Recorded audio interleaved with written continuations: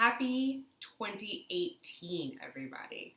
So as you remember, my IUI number 3 has been postponed because my FSH was too high. I did that. I didn't do any temperature checking. I haven't done, I haven't put my information in any app, so Fertility Friend or Ovi or any like cycle tracking app, haven't done it. And I've felt okay about it. I just didn't want the extra stress. I didn't know, what would be the get from that. So I didn't do it.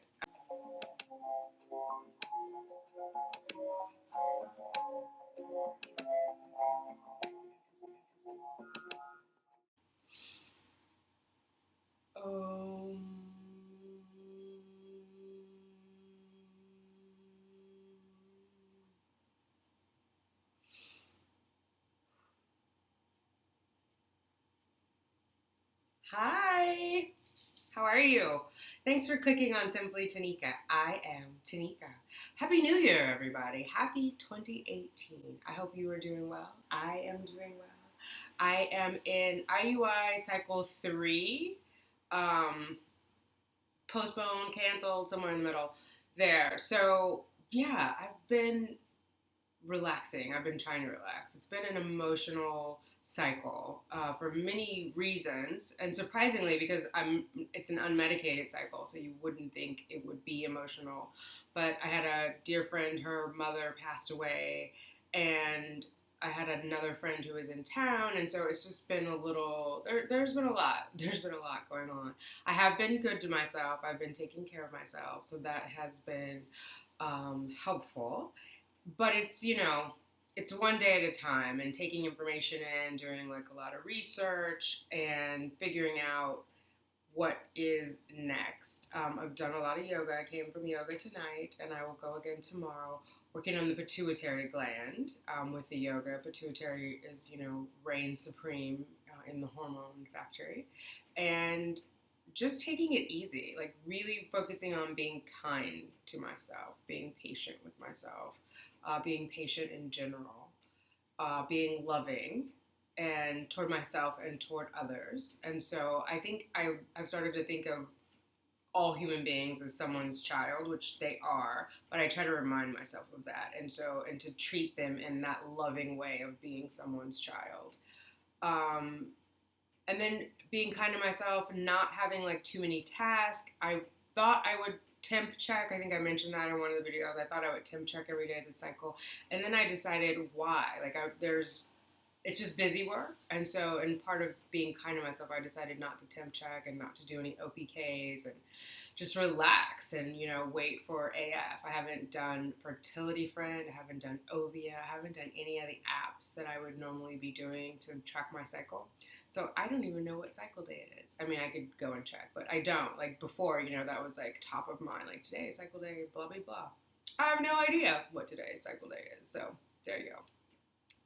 Yeah, but so getting through that and just taking it easy, working on keeping my mind clear, eating healthy, but not going crazy, not having like too many very specific goals other than being good to myself. So not being taskmaster, which has been nice and it's been helpful. So yeah, and I think also going through revalidating with myself why I'm against donor eggs.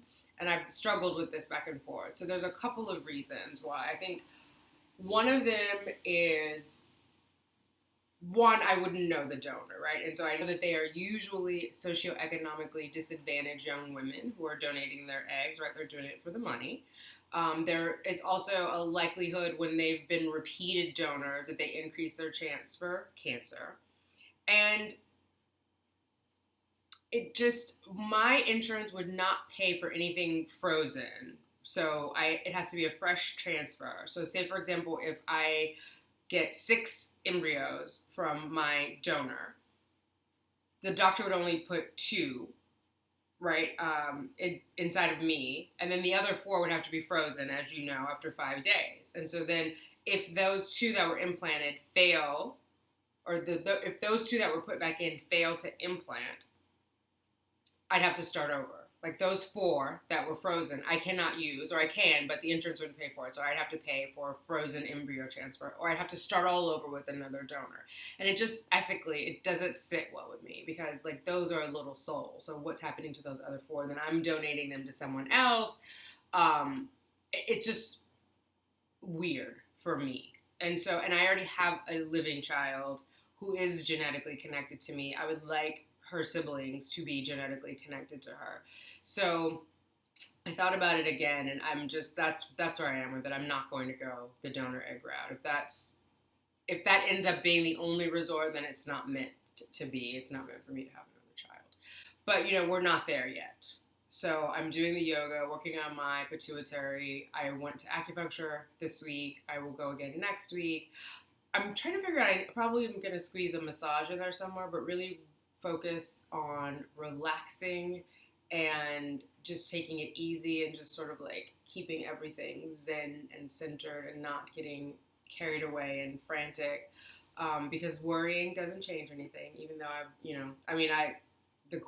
was the queen of worrying and it changed nothing. So I am going to move past that and focus on the positive and focus on where I am, focus on communicating better.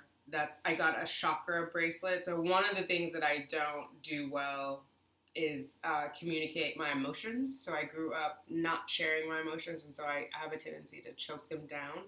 And so that I'm working on that. And I think this week really brought that to the surface for me because of all the emotional stuff that was going on and like trying to figure out and express. And what happens is you tell people like, oh, I feel emotional, or I tell people I feel emotional, and they're like, well, you shouldn't feel that way.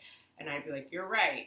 And, run off with that instead of saying, no, this is how I feel. This is what's going on with me. So that is what I'm working on. And I think that overall helps like keep everything in alignment because I think it's all connected, right? Like your emotions, what you're eating, what you're feeling. So I do feel like we do give ourselves like illnesses and affectations when we keep things inside and bottle up and don't deal with them. And so it could be impacting my fertility. So I do want to address that for that reason. And I also want to address it just because it'll make me have deeper relationships and deeper connections. And so, yeah, I'm working on that. What are you guys up to? What's going on? Are you cycling? Are you counting down? Are you in your 2-week wait? I'm so excited that I won't have a 2-week wait this month. Like, that's going to be crazy. I will actually, for the first time since starting to TTC, be excited to see arm flow, right? Normally every month it's like, or you're like, hurry up and get here. But it's, I'm just going to be excited. I'm not going to know. It's going to be like a genuine surprise. I'm not going to count down. We'll just see. And then on that day, I'll call the clinic. And on the cycle day 2, I'll go in for my blood work and we will see where we are. Ooh, fingers crossed. But whatever's meant to be is what will be. So we'll just let that, we'll let that out into the universe and figure out where we are. So yeah, let me know where you guys are. I'd love to hear your updates. Please leave it down in the comments. If you like this video, please give it a thumbs up. If you think someone would benefit from it, please share this with them. If you haven't subscribed yet, please subscribe. And if you have already subscribed, remember to click the notifications bell and you'll be notified when I upload a new video. The plan is that I'll upload them every Saturday, and sometimes I do a bonus during the week about Tuesday, but I'm committed to sending one out to you guys every Saturday. And yeah, that's it. If there's anything else going on or any exciting news or anyone got a BFP, absolutely let me know that. Just check in with me. Let me know how things are going. Thank you for visiting me and checking in to see how things are going with me. I do appreciate it. Bye. Namaste.